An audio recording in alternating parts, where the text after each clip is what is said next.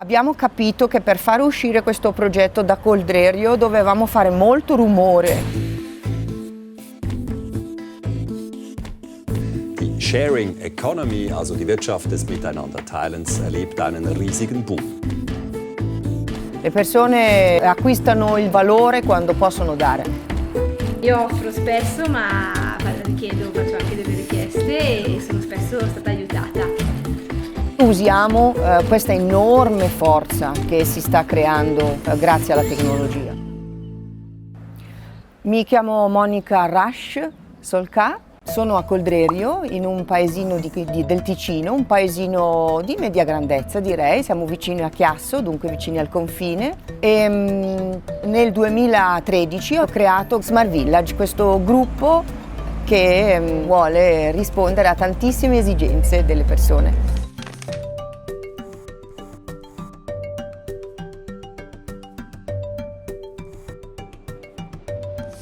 E piano piano questo gruppo è arrivato a tantissime persone in Ticino e piano piano abbiamo aperto sempre più Smart Village. Chiunque può chiedere e chiunque può offrire.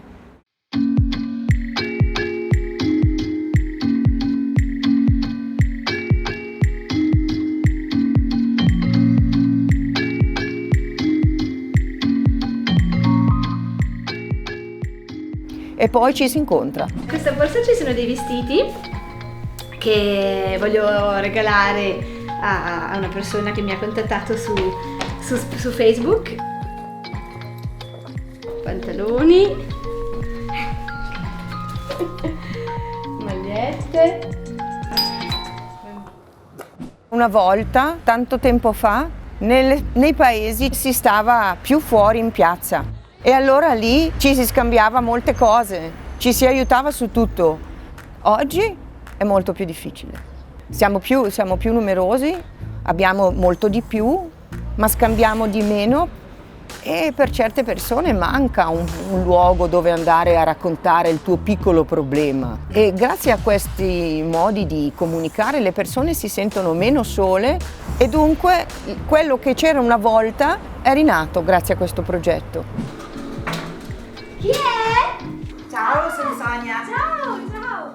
Arrivo subito con i vestiti. Okay. Spesso noi ci convinciamo che la gente ha paura, ma la gente non ha paura. La gente condivide la propria auto, condivide il divano di casa e qui parlo dei più grandi siti al mondo al momento, Uber, Airbnb, c'è fiducia tra le persone. E questo ha rivoluzionato il mio modo di guardare al mondo e per cui da lì un giorno, ma veramente un giorno, mi ricordo ancora, mi sono svegliata una mattina, mi sono tirata su e ho detto questa cosa non c'è e la devo fare e da lì ho cominciato a creare tutto.